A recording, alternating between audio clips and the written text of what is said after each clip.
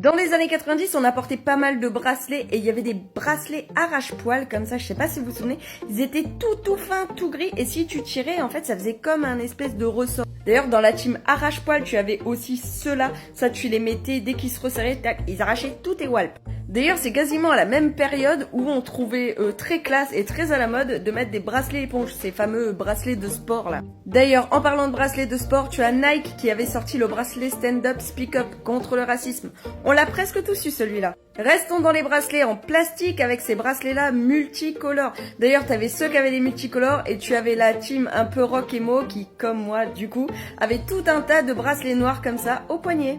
On a eu aussi les bracelets slap, comme son nom l'indique, en fait tu prenais, tu faisais clac et ça faisait slap, ça s'accrochait à ton poignet. Et d'ailleurs je sais pas si vous savez mais à l'intérieur de ça c'est comme un mètre.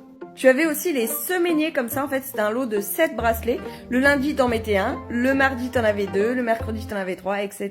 jusqu'au dimanche où tu en avais 7. On avait évidemment les bracelets tatou qui allaient avec le collier tatou. On avait le fameux bracelet brésilien, c'est le bracelet d'amitié qu'on savait tous faire. D'ailleurs, dans le même style, tu avais le bracelet Ateba, comme ça en fait l'Ateba c'est la tresse qu'on faisait dans les cheveux, et ben on la faisait en bracelet. D'ailleurs, les bracelets en perles comme ça, moi je me souviens qu'à l'époque on en mettait tous, mais toujours avec un petit truc en haut qui faisait un petit embout. Nous on portait ça quand on était gamin.